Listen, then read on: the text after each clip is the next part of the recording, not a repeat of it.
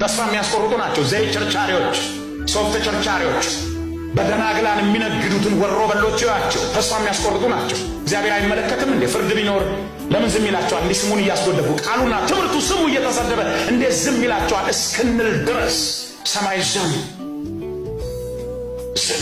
ከተሞች ላይ ዝም። ድፍረታቸው ጥግ ነው። በስሙ ይነግዳሉ። ገዝተን ዘይት ገዝተን የተጸለየበት ዘይት ስትገዛ ሲጀመር በቃ ፈውስ የለም ማለት ነው፣ አለቀ። ምክንያቱም ፈውስ ጸጋ ነው። ፈውስ ነፃ ነው። ፈውስ ነፃ ነው።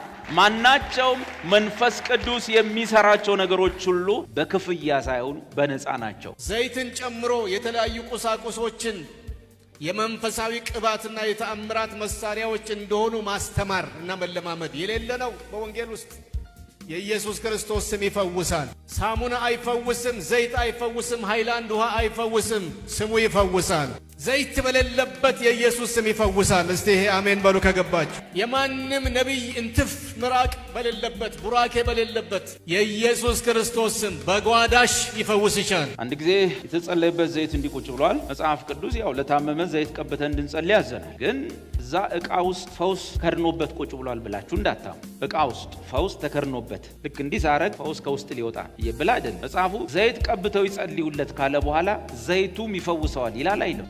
ታዲያ ምንድን ነው የሚለው? ዘይት ቀብተው ይጸልዩለት። ታዲያ ምንድን ነው የሚለው? የእምነትም ጸሎት በሽተኛውን ያድነዋል። ዋና ዘይት ይገዛል ለመኖር። ዋና ዘይት ገዝተ ከመዳን ቃሉን ሰምቶ መሞት ክብር ነው። ዘይት አልቆ ውሃ አልቆ አምቧ ሲረጭባቸው እናያለን። ያፊት ሲበላሽ እንደገና መጥተው ለጸሎት ሲሰለፉ እናያለን። ሰው ለመኖር ማያደርገው ጥረት የለም። አንድ ነገር ልንገርህ፣ በጣም ከገባ ህይወት ምትኖረውም ለመኖር እንደሆነ ምትሞተውም ለመኖር እንደሆነ ይግባ። ጴጥሮስ እጅ እየጫነ ሲጸልይ፣ ዮሐንስ እጅ እየጫነ ሲጸልይ አየና አንድ ሰው ምኑን ይዞ መጣ ነው የሚለው? ብሩን ይዞ መጣ፣ ገንዘቡን ይዞ መጣ። ጠገራውን ጴጥሮስ እግር ስር ለቀቀው። ሰዎች እኮ ለወንጌል ስራ ሰጥተዋል። ጴጥሮስ አልተቃወማቸውም። የወንጌል ስራ ነው። ይሄ ሰውዬ ግን ሊገዛ ነው። ጴጥሮስ እግር ስር አረገና ወንድሞቼ ሆይ አለ ጴጥሮስን፣ እኔም ደግሞ እንደናንተ በቃ ፓወር ፋየር እንደሆን ታችሁን ጭናችሁ ጸልዩብኝ፣ ይሄው ገንዘብ አለ። ጴጥሮስ ምን አለው? በእውነት ሰው አራያ ነው፣ ለሁላችሁም አራያ ነው። እስቲ ሌላም 10,000 ያዛችሁ ወደፊት ለፊት ነው። በእውነት ይሄ ሰው አራያ ነው አለ። ምንድን ነው ያለው? ልክ እንዲህ ሲለው ጴጥሮስ መንፈሱ ምን ያህል እንደተበሰጨበት የምታውቀው በንግግሩ።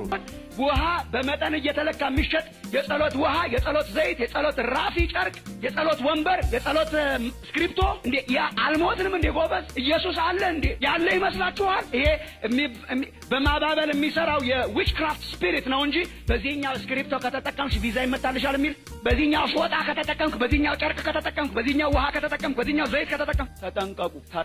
this is witchcraft። የእግዚአብሔርን ነፃ ስጦታ በገንዘብ ለመግዛት፣ በገንዘብ ለማግኘት፣ በገንዘብ ለመሻማት የሚሞክሩ ሰዎችን ክፍያ ሲሆን እግዚአብሔር እጁን ያወጣል። እግዚአብሔር የለበትም። ከዛ ላይ ብትፈወስም እንኳን ሰሞኑን መልሰ ያማል እግዚአብሔር እንጂ ለካቃው አልነበረም። ከዛ እግዚአብሔር በድለናል አለ። የተሰቀለውን ረስተን መስቀያውን ይዘን እየቀደስን ስንቆይ በድለናል አለና በህዝቡ ፊት አውጥቶ ሰው ያሳጠነ እኮ ነው እዚህ ላይ ነበር እኮ ተሰቅሎ ይዳን ነው ይያሉ አወጣና በህዝቡ ፊት መጽሐፉ እንደሚናገረው ያን ሙሴ ሲያሳጥንለት፣ መሳፍንት ነገስታት ሲያሳጥኑለት የነበረውን ይሄ ጎበዝ ንጉስ ከፉካ ውስጥ እንደዚህ ከግንብ ውስጥ የሙሴን መጽሐፍ አግኝተው አምጥተውለት አንቦ ሲያይ እግዚአብሔር ሆይ በድለናል ብሎ በህዝቡ ፊት አመጣና መጽሐፍ እንደሚናገር ቀለጣጠመው፣ ሰባበረው። በዛ ሳሰቡ ምን እንደሚል ገምቱ። ወይኔ እንዴ ምን ነው ይላል። ቀለጣጠመው። ህዝቡ ለሚያሳዩት ነገር ምላሽ ሰጠ። ምን ብሎ? ይሄ ነሐስ ብቻ ነው፣ ነሁሽታን አለው። ነሐስ ብቻ ነው አለ። የሚያድን አምላክ እግዚአብሔር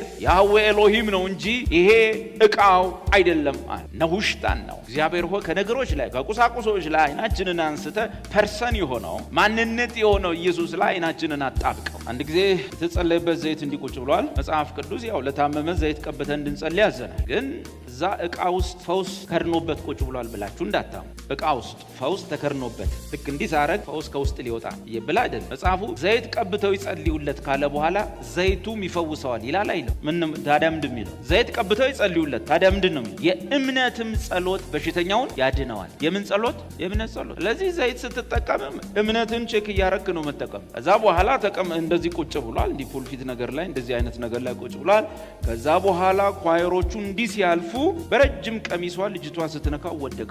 ሙሉ ኳይሩ ወይ አለ። ልጅቷ ከው ብላ ቆመች። በኋላ ስትነግር የሆነ ነገር መሆን መሰለኛል። ወገኖቼ ይሄ ነገር ከባድ። ልጅቷ እንዲህ እስክትደነግጥ ክርስቶስ ከሰማይ የወረደው ለሷ ነው። እሷ የእግዚአብሔር ልጅ ነች፣ መቅደሱ ነች፣ ከቅዱሱ ቅባት ተካፍላለች። ይህችን ሴት ልጅ እንዴት ወይ ብሎ ማለት እኔ መጣውበት ሃይማኖት ታዲያ ምን አጠፋ?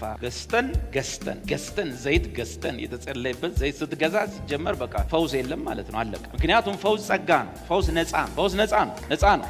ማናቸውም መንፈስ ቅዱስ የሚሰራቸው ነገሮች ሁሉ በክፍያ ሳይሆን በነፃ ናቸው። ልብ በሉ። ክፍያ ሲሆን እግዚአብሔር እጁን ያወጣል፣ እግዚአብሔር የለበትም። ከዛለ ብትፈወስም እንኳን ሰሞኑን መልሰ ያማል። የእግዚአብሔርን ነፃ ስጦታ በገንዘብ ለመግዛት በገንዘብ ለማግኘት በገንዘብ ለመሻማት የሚሞክሩ ሰዎችን ቅዱስ ጴጥሮስ እንደዚህ ነው ያላቸው። ጴጥሮስ እጅ እየጫነ ሲጸልይ፣ ዮሐንስ እጅ እየጫነ ሲጸልይ አየና አንድ ሰው ምኑን ይዞ መጣ ነው የሚለው? ብሩን ይዞ መጣ፣ ገንዘቡን ይዞ መጣ። ጠገራውን ጴጥሮስ እግር ስር ለቀቀው። ሰዎች እኮ ለወንጌል ስራ ሰጥተዋል። ጴጥሮስ አልተቃወማቸውም፣ የወንጌል ስራ ነው። ይሄ ሰውዬ ግን ሊገዛ ነው ማለት። ጴጥሮስ እግር ስር አረገና ወንድሞቼ ሆይ አለ ጴጥሮስን፣ እኔም ደግሞ እንደናንተ በቃ ፓወር በቃ ፋየር እንደሆን ያችሁን ጭናችሁ ጸልዩብኝ፣ ይሄው ገንዘብ አለ።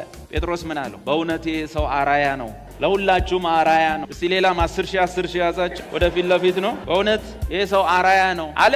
ምንድነው ያለው? ልክ እንዲህ ሲለው ጴጥሮስ መንፈሱ ምን ያህል እንደተበሰጨበት ምጣቀው በንግግሩ ምን ያረክነው? ምንድነው ያረከው? የእግዚአብሔርን ነፃ ስጦታ በገንዘብ ልትገዛ አስበሃልና፣ የእግዚአብሔርን ነፃ ስጦታ በገንዘብ ልትገዛ አስበሃልና።